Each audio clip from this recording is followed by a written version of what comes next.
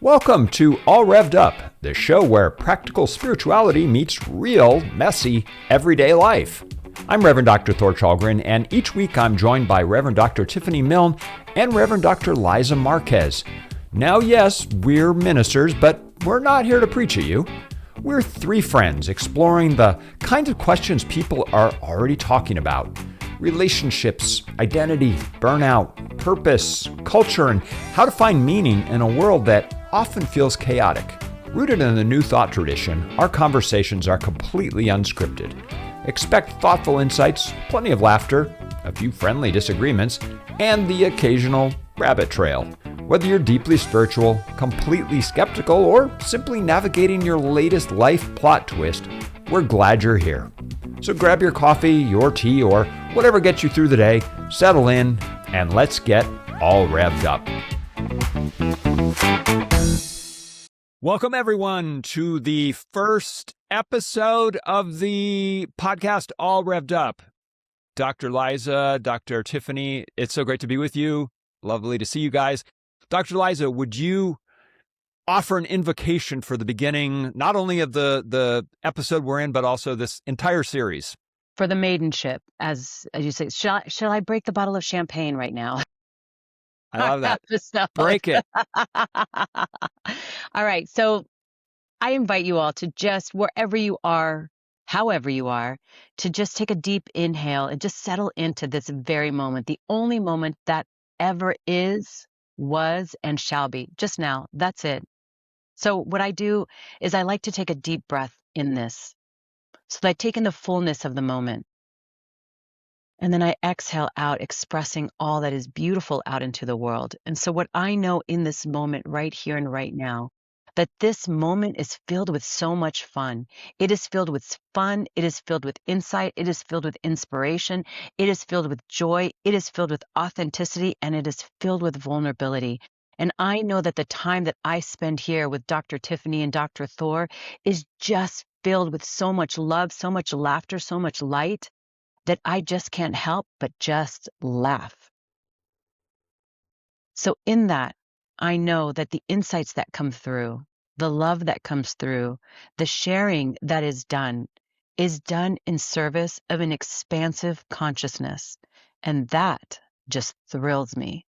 So in that light, in that love, in that feeling of just being expansive, being thrilled, being excited, I just let whatever is to come out, knowing that it is done in pure perfection, expansive perfection, knowing that it all is beauty, love, joy, abundance, life.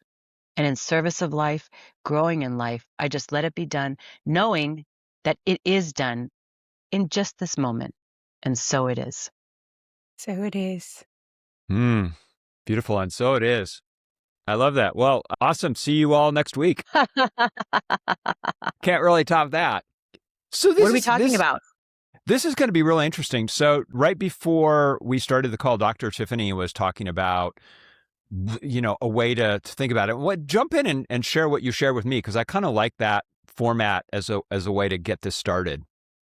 So I was telling Thor, the thing that was coming up, like I keep thinking about, is like the top 3 things, that the random things that come across your mind that like occupy your mental space at any given time. And so for me, my top 3, I'm happy to elaborate on any of them. First of all, I just saw the show Calabasas Confidential. I don't know if you guys have seen it on Netflix. It's a reality show, and it's based in my hometown. So first of all, it felt a little scripted, or like at a housewife least show? Produced. No, it's about these kids that all went to Calabasas High School, which is where I went to high school, that like are now coming back, but they're just douchebags. Like they're just like, sorry for the audience, but like they're just not like, I don't even know how to verbalize these people. And then I was like, oh my God, am I a douchebag and I don't know it? Like I started thinking, I was like, I came from that hometown. I went to that high school. Like, maybe I've been walking around all this time and I'm exactly like these Calabasas people and I have no idea. So I'm only one episode in. I reserve time to watch their arc and watch them evolve as people. They are still very young, but it's very like, this is how it is in Calabasas. And I'm like, I don't remember it being like, but then I'm like, am I old? Anyway, that's number one. That's the first thing. And then the other one is, how do you convince people that New Thought is not a cult? And like, once you start talking about like who we are and what we believe, like you're like, no, really, like we're not a cult. And so that's what I was thinking about in the shower like 2 days ago. And then the last one, not like super as lighthearted as the first two, is figuring out how to plan for my son going off to college while also not making the end result so big that we don't cherish this last year that we have together, and sort of balancing that, like, does every conversation have to center around the fact that you're leaving me in a year? So that's Yes, my it does, three. by the way. As an empty nester, and I'm sure Thor would say this too. Yes, it actually does. And it's okay. Yeah. Okay. So those are my three. And then I was like, what do you guys think about in the shower? Because that is like, I'm thinking about some heavy stuff while I'm shaving my legs. Brad Pitt. Brad Pitt. See, that's the right answer. That's a normal mind.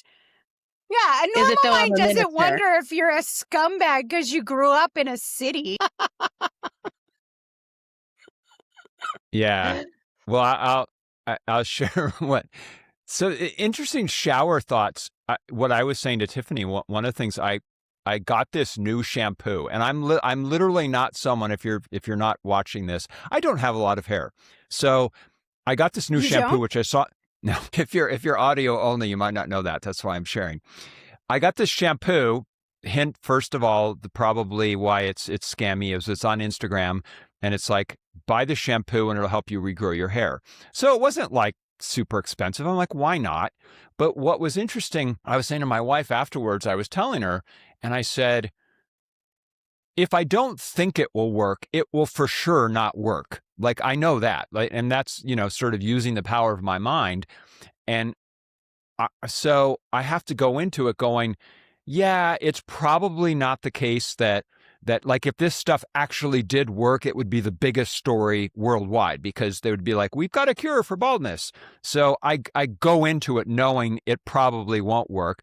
But, one of the ways that we can apply our teaching is, if I don't think it will work, for sure it won't. So I guess I'm trying to keep an open mind about it and go, or at least be neutral about it and not. Well, conversely, couldn't you say that any shampoo, like, you might as well just buy Pert and act like it's going to work? I mean, that's fair. If we're along the same lines, right? Yeah. Also, have you tried the red light scalp treatment? Like, it's like a helmet with red lights, and it's supposed to regrow hair. Yeah. I mean, I don't know. I'm like not at that point in my life where I care that much about it. Like, maybe 30 years ago, I would have been like, oh man, I would have been the kind of person who, so that, yeah, in terms of shower thoughts. But I want to go back to Calabasas, because like, I'm thinking about that, like, whole reality thing. That she's in Are you about to tell me that I am actually just to tell you, Tiffany. Trash? and not only am I trash, but it's clearly because of the city I grew up in. Yeah. No one would say that to your face. I think, but it's interesting. Like, can you, is it okay to watch, sort of trashy Real Housewives reality TV, and like what, I mean, I'll say like, 100%. Yeah, right. I mean, the way I always justified it, like when we would watch, when our daughter lived here and we would watch shows like The Bachelor or Bachelorette, you'd see people who were behaving in ways that were not great. And it was great from an understanding human psychology perspective. So at the very least, like, don't you think you get something out of it that way, where you see these people and you're like, oh, at least I'm better than that? Of Real Housewives, I'll watch Real Housewives of anywhere and anything. Like, I love to turn off my brain and to just like indulge in it. I have no problem. I think it was like, I'm like, oh, I used to drink at that coffee place, and like, oh, that's my high school. And like, I know that road. Like, and so to hear their idea of what growing up in Calabasas is like, and don't get me wrong, there's definitely like a I don't know what the word is for Calabasas. Like, it definitely has a Bougie. reputation. Yeah. But these kids were talking about it as if like this is just who everybody is in Calabasas. And I was like, oh my God, maybe that's who everybody is, which it's clearly not, but it got me thinking. Whereas like when I watch Real Housewives of Potomac, I'm like, well, I've never lived in Potomac. So yeah, clearly everybody in Potomac behaves like this. This is their normal. And I'm like, I just wanted to like get on a newscast and like defend my city. Like, I'm telling you, we're not all Not all us. this is not, I didn't grow up in that Calabasas. So, just to bring this back sort of into New Thought, because I do find it a very interesting conversation, like it's, and you can apply this, I think, just about to anything, because now you find yourself like sort of battling and wanting to tell people like, no, not everyone in Calabasas is a total douchebag. And to your second point about is New Thought a cult? Like, my God, no, it's not a cult. I mean, I think arguably, and Tiffani, you and I have talked about this before, like you could argue the fact that probably every religion is kind of a cult if you really stop to take a look at it. If you're someone that just wants to look at it objectively, it's like, really? Like that's what you're doing? Like on a Sunday or whatever, it could be construed as cultish. But when you have to battle some entity or them to let them know that I'm not that douchebag, like you're sort of contributing to the fact that it is a douchebag. Do you know what I mean? Like versus. Well, and also, why do I care? Why do I have to defend my spiritual practice? Why do I have to defend my hometown? Why do I have to like? Why am I questioning my own identity based on people on a television show decide their perception of what growing up in this city is like? Like, you're right. It's very. And yes, all religions have, but I think for me, it's because I view us as sort of the anti-cult or the answer to the things that I find problematic with religion, that it's like, when it comes across as more culty than like a religion would be, is where I think the not the need to defend, but like, how do you explain that it's not? Like, I think you have to just let somebody experience it and they can choose for Yeah. themselves. I guarantee you people will think that we're a cult, just as, I mean, I'm not going to name some. I Don't will. bark. I think Do we you want me to should. name it? No, you can Just if you kidding. want. I'm just going to choose. We don't but I hook you will up to say, any machines, right? Liza's rising above, and I appreciate that about you. Don't worry. When we shut this off, I'll go for it. When you go I low, won't she goes publicly high. say anything because, hey, by the way, I do not want to be a suppressive.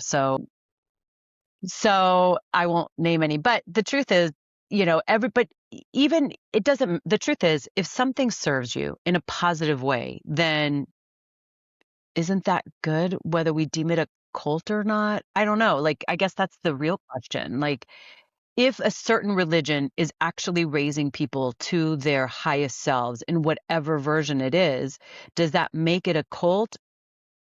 I mean, I could argue no, but then you could look at what the religion is doing, and maybe it's not favorable towards other. Maybe it is a cult, but I don't know. I mean, I think whatever it is that we choose to fight for or against, if anytime we're trying to fight, it doesn't matter what side we're on, we're fighting.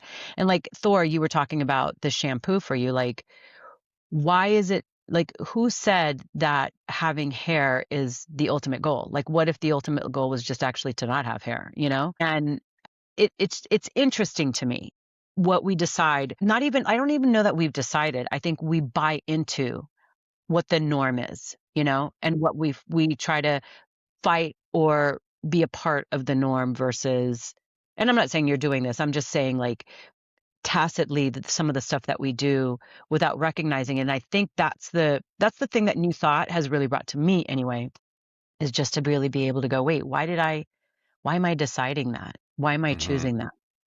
And the thing that I will say for myself, and the reason why I don't find it to be a cult, is I go through my own crisis of faith.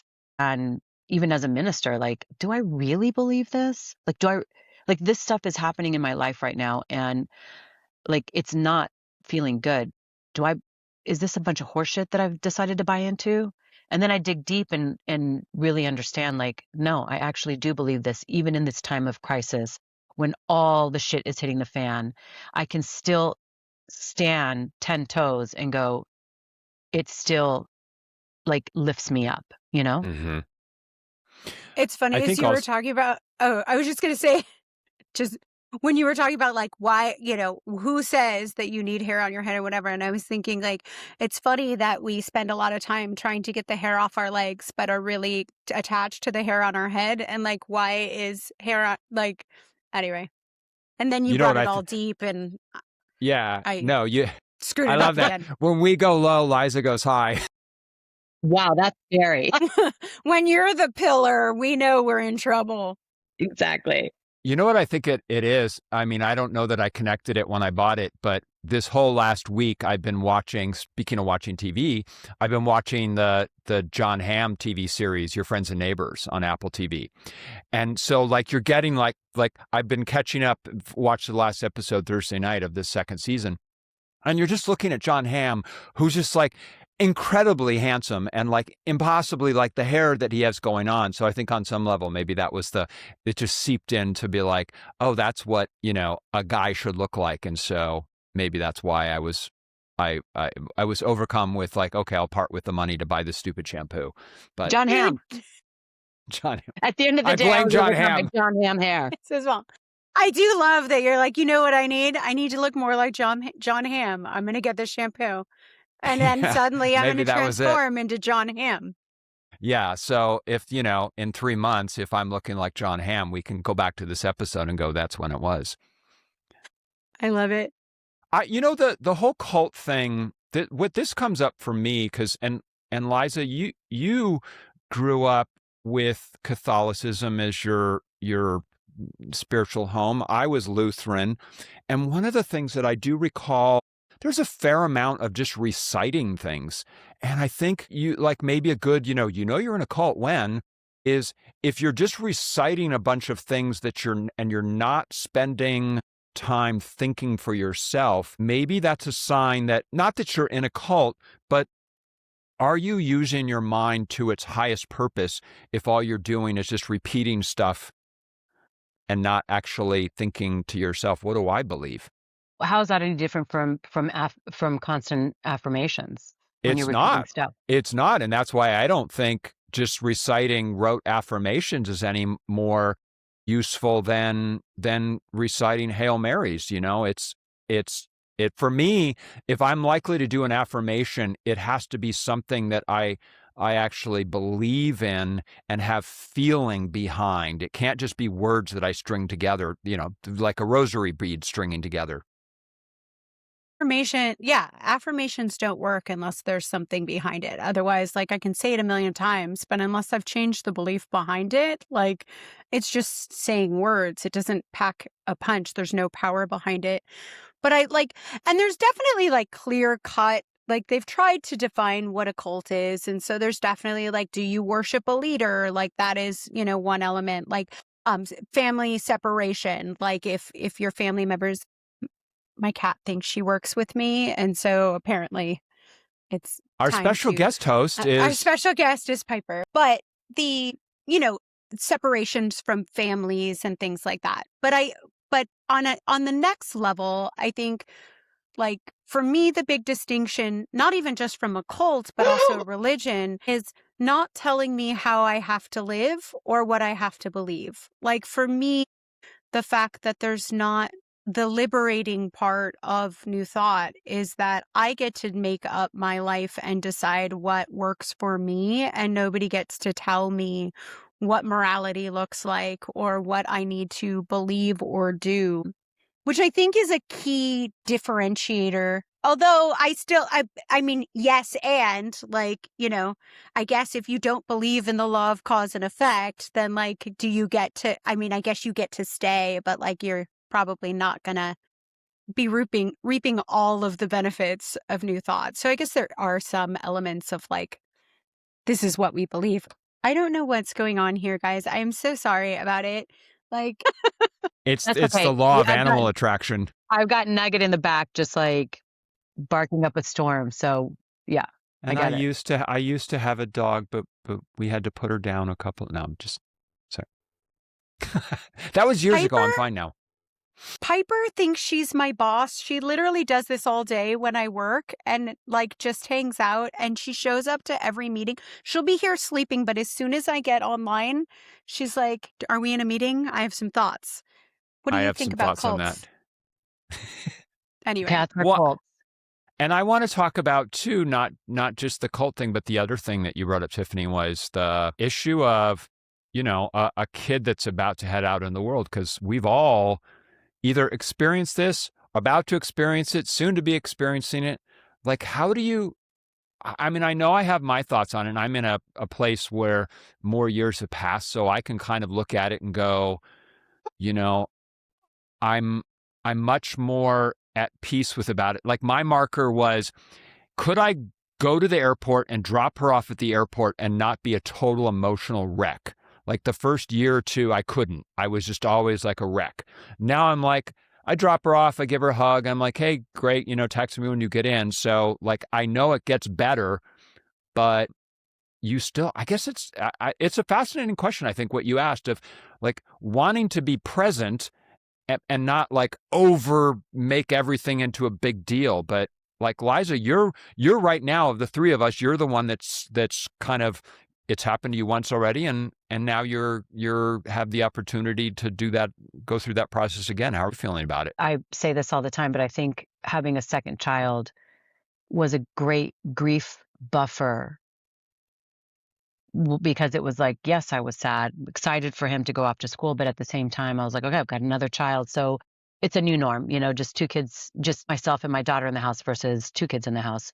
I was sad, but it wasn't until now that she's graduating. Like it's almost like a double whammy of feeling like the grief that I didn't feel 2 years ago has while it's been percolating is ready to come out. And I mean, I have cried in front of both of you, just and I could even do it right now, but I'm not going to. I've got mascara on. So, but I definitely feel the tears, I can feel them welling up. And I think for me personally, and it might be different for you, Thor, also I'm a divorced parent. So I only had, when I start doing the math on how long I had with my kids, it's really 9 years each versus 18 that most people get. Mm-hmm. And I think I can categorize it that way. And then if I start to really go down that road, I become a victim of it. And I try not to because I could have had no years with them. So I'm excited that I've had the time that I've had because it's not the years that count. It's what we've done in those years that actually counts. But yeah, I mean, Tiffani, for you, and it's kind of like having a baby, right? Nobody tells you what to expect. Nobody tells you what's going to happen. Until you have it. And someone's like, okay, I'm sure we all went through this when they're like, here's your baby, put him in the car seat, go home. You're like, wait, can I live in the hospital? I'm not totally sure I know what I'm doing. And I don't know that you really wanted me to leave with the kid, I think it's one of those things. Can I tell you, Yes. I don't know if I've ever told you guys, but like Sarah was literally home for 2 days and we took her back to the ER because literally like we get home from the hospital and after she's alive for 48 hours. Erin's like, I just need to take a nap. Can you just watch her? So she's in the bassinet right next to the bed and I'm watching her and she starts turning blue, like, which is, clearly not a good sign. And I said this, no. And so she's fine. But it was whatever stage where they told you, like, how they always go back and forth every couple of years, like, let them sleep on their side, let them sleep on their stomach, let them sleep on their back. Whatever we were doing at the time, we followed the advice. She swallowed her saliva and she started choking because she didn't know yet how to swallow. And so literally, like, we're calling 911 and so like in 48 hours, we're like, we just get home from the hospital and we're already taking her back to the ER.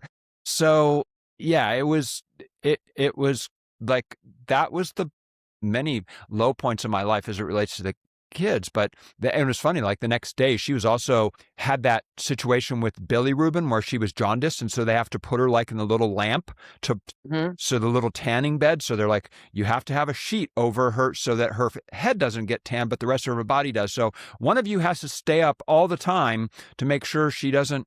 So literally, I don't think I slept in like 3 days or something like that. And I remember there was a point where at a certain point, I was just in like the fetal position on the floor crying, like, I can't do this. This is too hard. And it was Mother's Day weekend. And my wife calls my mom and says, we told our parents, like, no, don't come out. We want the time to bond with her ourselves, which is such bullshit. I mean, great if it works for everyone. But my wife says to my mom, like, can you come out? And she goes, I'll be there tomorrow. Yeah. So, because she's like, Thor's on the floor. I'm not sure he's okay. He's like in the fetal position crying. So kids, man, they do this to us.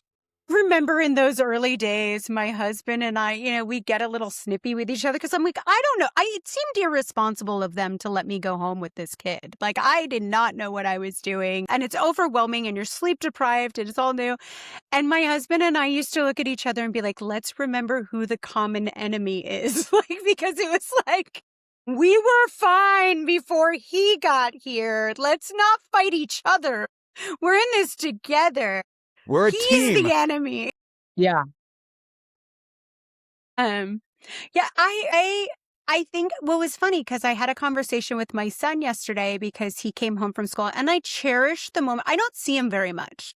And so I cherish the moments when he comes home from school or in passing, or sometimes he'll come into my room and tell me about his day. They're like the highlight of my life because I'm this needy stalker that's like, oh, you like me? You want to talk to me for 5 minutes? Like, yes, Yeah. I'll drop whatever I'm doing. I am like the absolute nerd in high school who grew up in Calabasas, who's just so excited to hang out with this cool kid.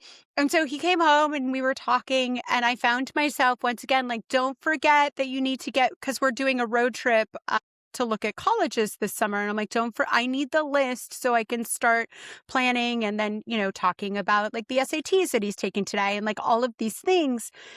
And I just paused and I was like, I don't want our relationship to be about me putting pressure on you and all of the things that you need to do, and also me being needy and sad about the fact that you're leaving me, because I tease him all the time. I'm like, so can I just come with you? Like, I won't like live in the dorms. I'll just live in an apartment next door. And he's, he doesn't think it's as funny or charming as I do. But I just had this, like, how you have those out of body moments where you can see yourself and what you're doing.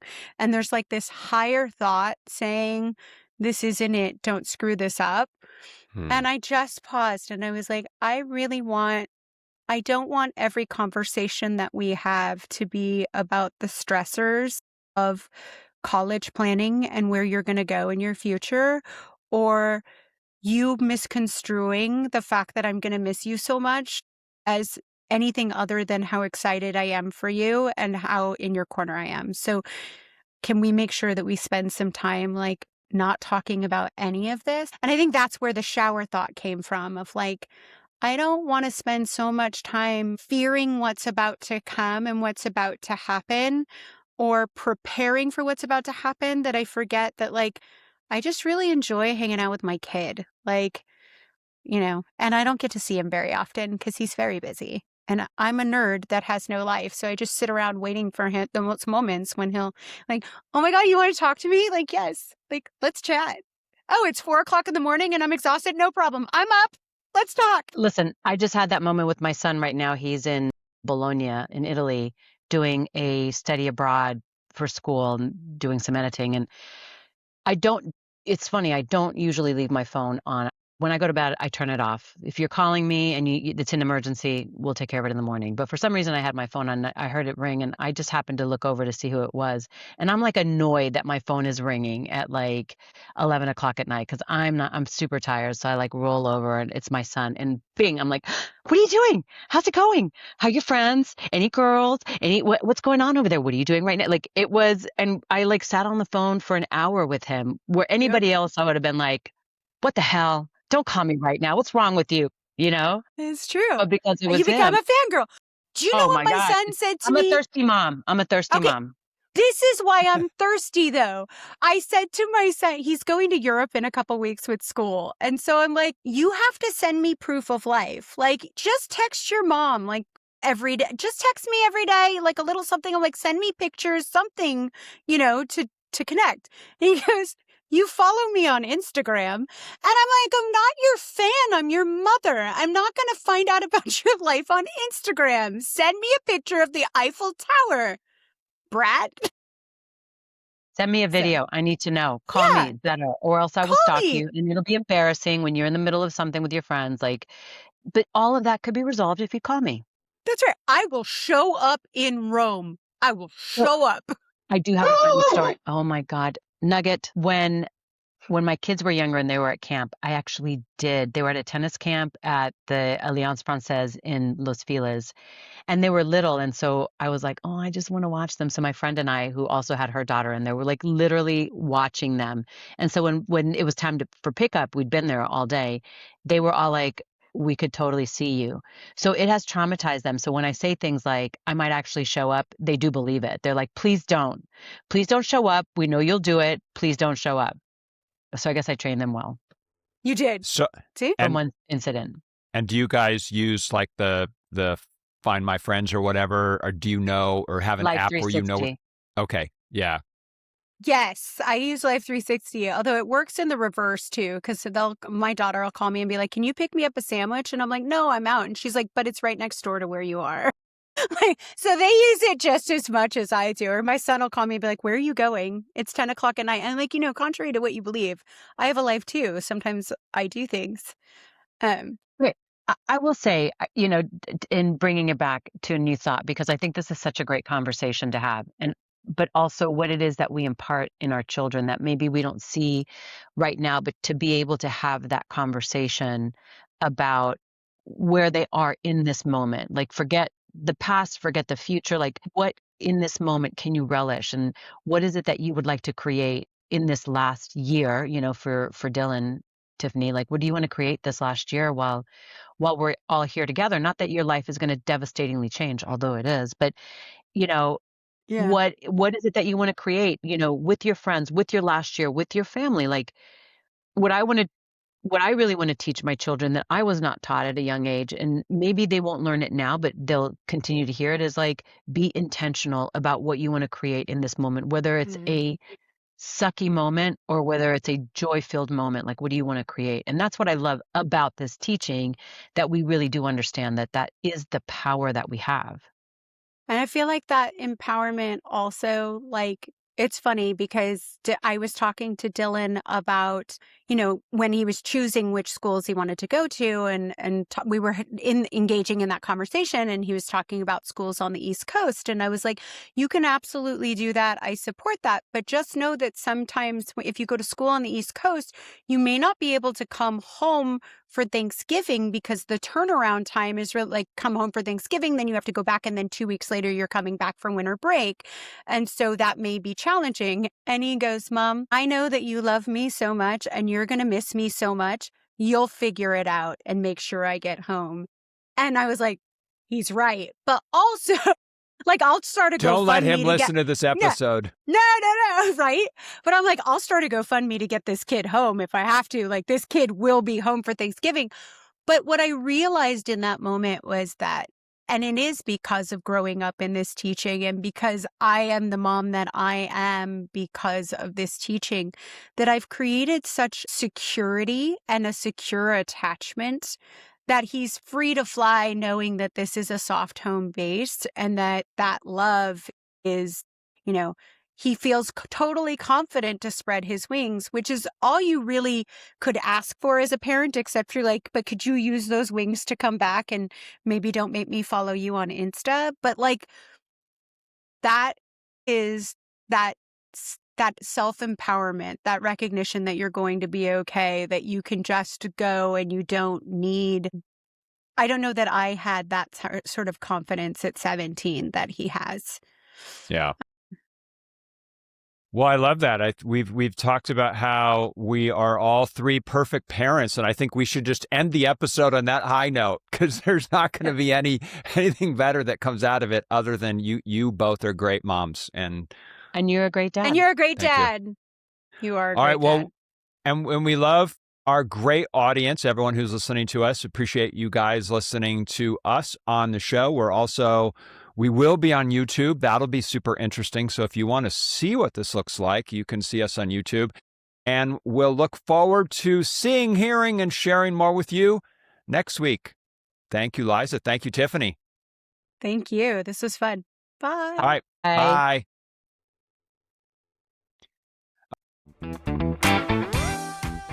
If you enjoyed our conversation, we'd love to have you back. Be sure to subscribe wherever you enjoy podcasts or on YouTube so you never miss an episode. We'll see you next time on All Revved Up.